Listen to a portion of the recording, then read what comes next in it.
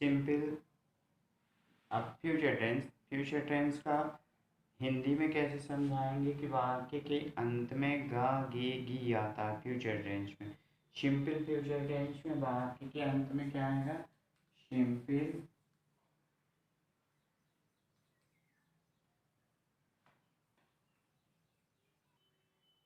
Future tense वाक्य के अंत में ता होगा, ते होंगे, ती होंगी आता है सिंपल फ्यूचर टेंस में। ता होगा, ते होंगी, ती होंगी।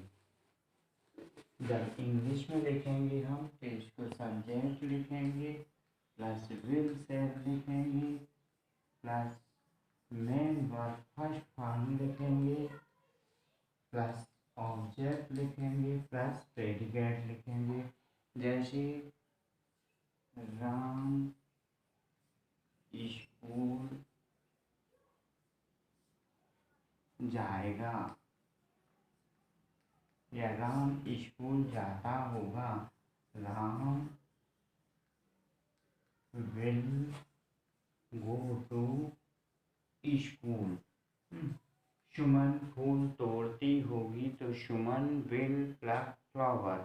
महेश गाना गाता होगा, Mahesh will sing a song. इस प्रकार के सेंटेंस कौन से टेंस होते हैं? Simple future tense. दूसरा नंबर फ्यूचर कंटिन्यूअस टेंस। फ्यूचर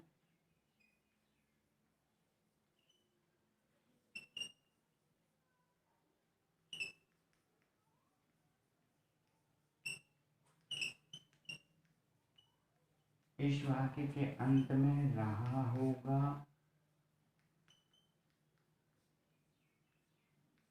रहे होंगे, रही होंगी आता है। यानी ये बात कंटिन्यू चलते रहता है। इसके अंत में रहा होगा, रहे होंगे, रही होंगी। जैसे बच्चे नदी में नहा रहे होंगे तो childrens will be bathing in the river.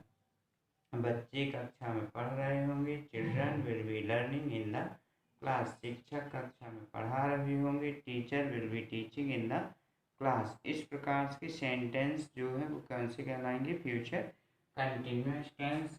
इसमें हम पहले सब्जेक्ट लिखते हैं, फिर विल शैल लिखते हैं।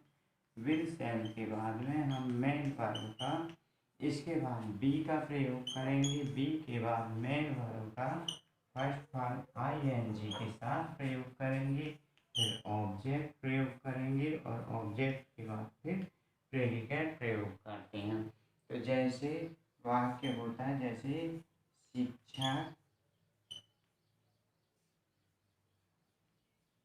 कक्षा में पढ़ा रहे होंगे।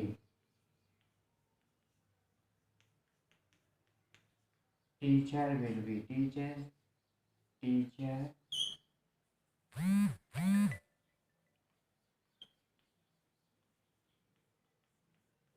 Will be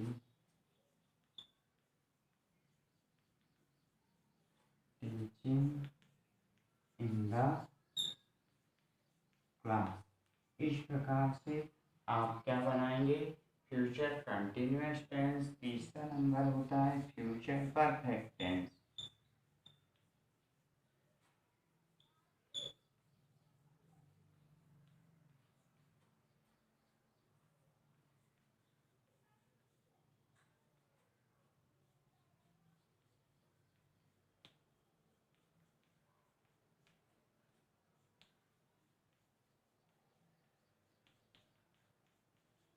future perfect tense वाक्य कंप्लीट रहता है। जैसे हम कक्षा 10वीं पढ़ चुके होंगे, शिक्षक कक्षा में पढ़ा चुके होंगे, लड़के मैदान में खेल चुके होंगे, वर्षा बंद हो चुकी होगी, सूर्यास्त हो चुका होगा। इस प्रकार के सेंटेंस फ्यूचर परफेक्ट टेंस कहलाते हैं। इनको हम जब शायद लिखते हैं अंग्रेजी में, पहले सब्जेक्ट लिखते हैं, फिर विल शैल लिखते हैं। विल शैल के पश्चात में हम हैव का प्रयोग करते हैं। है के बाद मेन वर्ब का थर्ड फॉर्म लिखते हैं, फिर ऑब्जेक्ट लिखते हैं और फिर प्रेडिकेट। जैसे वाक्य होता है, वह घर जा चुका होगा।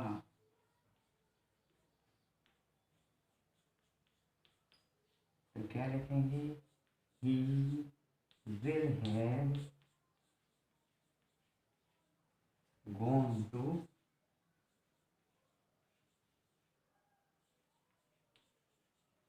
इस प्रकार से he will have gone to home. Will और शैल के साथ हमेशा हैव का प्रयोग करते हैं, हैज का प्रयोग नहीं होता है। इस प्रकार से हम फ्यूचर परफेक्ट टेंस बनाएंगे। फ्यूचर परफेक्ट टेंस के बाद फ्यूचर परफेक्ट कंटिन्यूअस टेंस आता है। तो फ्यूचर परफेक्ट कंटिन्यूअस के अंत में भी आपको रहा टेंस रहा होगा,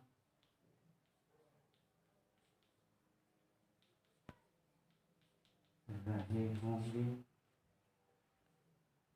आबादी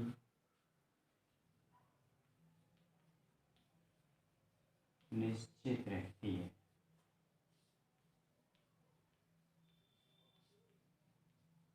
फ्यूचर परफेक्ट कंटिन्यूअस टेंस में वाक्य के अंत में रहा होगा, रहे होंगे, रही होंगी रहता है। इस वाक्य में समय निश्चित रहता है। अंग्रेजी में लिखने के लिए हम सब्जेक्ट लिखते हैं, विल या शैल लिखते हैं। विल शैल के पश्चात हैव बीन का प्रयोग करेंगे। हैव बीन के बाद मेन वर्ब का फर्स्ट फॉर्म आईएनजी के साथ उपयोग करेंगे। फिर ऑब्जेक्ट, फिर प्रेडिकेट और इसके बाद सिंस और फॉर का प्रयोग होता है। सिंस और फॉर का प्रयोग हम करते हैं। तो सिंस का प्रयोग निश्चित समय के लिए करते हैं, जैसे सुबह, शाम, दोपहर का समय निश्चित। जनवरी, फरवरी, मार्च कोई दिन का नाम, सोमवार, मंगलवार, बुधवार निश्चित होता है। और यदि मान लीजिए जैसे 2 महीने 4 घंटे या 2 दिन, 4 दिन, 8 दिन, इस प्रकार का समय जो है अनिश्चित कहलाता है। तो जैसे वह 2 घंटे से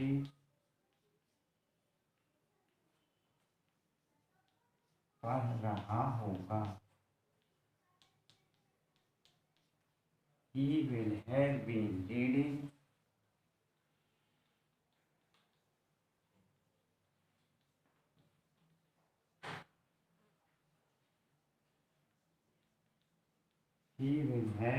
reading for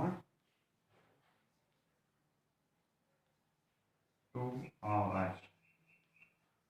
इस प्रकार से फ्यूचर टेंस के वाक्य बनाएंगे।